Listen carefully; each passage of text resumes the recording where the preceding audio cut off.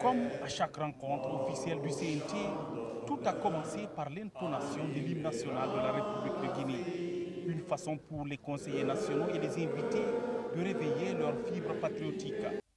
Durant cette session permanente, les conseillers nationaux, en plus du projet de loi de finances initiale 2023, sont appelés à examiner et adopter plusieurs textes de loi, dont l'organisation du débat d'orientation constitutionnelle et la poursuite des débats parlementaires sur les priorités de la transition. La présente reprise solennelle de nos sessions s'annonce prometteuse et féconde. Au regard de l'intérêt, de la portée et de l'importance des activités inscrites dans le chronogramme de la transition. Il s'agit pour nous de produire tous les textes devant contribuer à la réforme et au renforcement de l'architecture du droit positif national et du dispositif institutionnel concourant au retour à une vie constitutionnelle normale.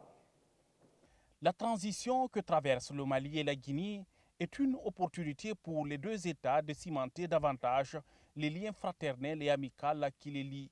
Dans cet élan, les organes législatifs des deux pays s'engagent à solidifier leur coopération parlementaire, d'où la participation de la délégation du Mali à cette reprise des travaux de l'organe législatif guinéen. Le Mali, aussi bien que la Guinée, ont besoin aujourd'hui de l'accompagnement de l'ensemble de leurs fils, amis et partenaires sincères pour la réussite des objectifs de la transition. En tout état de cause, des efforts notoires de nos autorités commencent à porter fruit.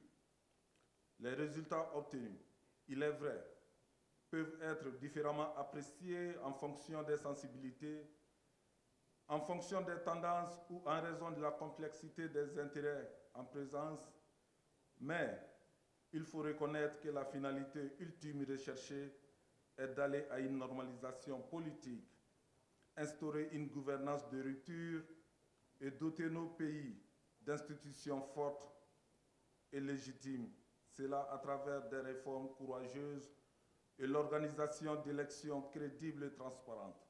Face aux conseillers nationaux guinéens, le président du Parlement de la CEDEAO apprécie les chantiers mis en place par la Guinée dans le cadre de la conduite de la transition et promet le soutien de son institution pour la réussite du processus.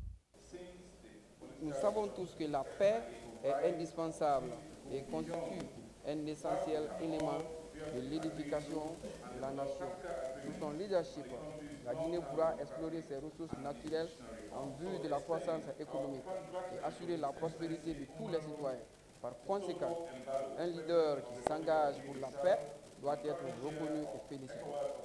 Nous espérons qu'un calendrier pour la tenue d'élections démocratiques sera établi dès que possible.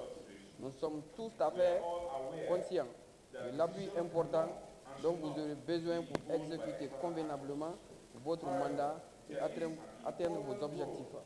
Je vous promets même le plein soutien du Parlement de la CEDEAO sur tous les fronts pour assurer votre réussite. Votre succès est le succès de la Guinée et le succès de la Guinée est le succès de la CEDEAO. Dr Dansa Kourouma réitère devant ses invités la détermination des autorités de la transition guinéenne à œuvrer dans le but de poser les jalons d'une Guinée unie et réconciliée. En réaffirmant que les enjeux et les défis de la transition sont nombreux et énormes, je rappelle que le 5 septembre 2021, le CNRD, sous la direction du colonel Mamadi Doumbouya, président de la transition, chef de l'État, chef suprême des armées, avait promis de faire de la justice la boussole qui orientera les actions de refondation de l'État, de rectification institutionnelle et de lutte contre la corruption en vue de la moralisation de la vie publique. La création et le fonctionnement de la CRIEF, l'ouverture du procès des événements tragiques du 28 septembre 2009 constitue, entre autres, les augures qui confirment cet engagement du chef de l'État.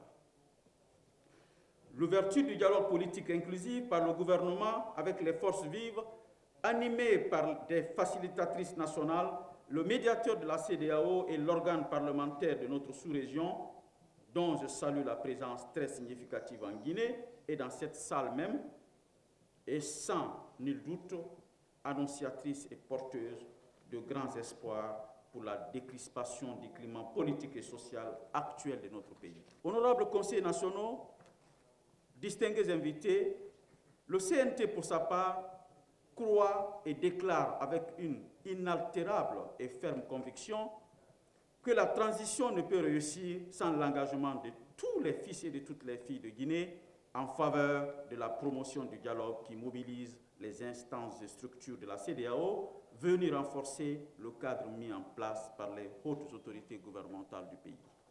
Par ailleurs, le CNT, par la voix de son président, entend soutenir les initiatives de refondation de l'État et de rectification institutionnelle, condition indispensable pour tout développement durable.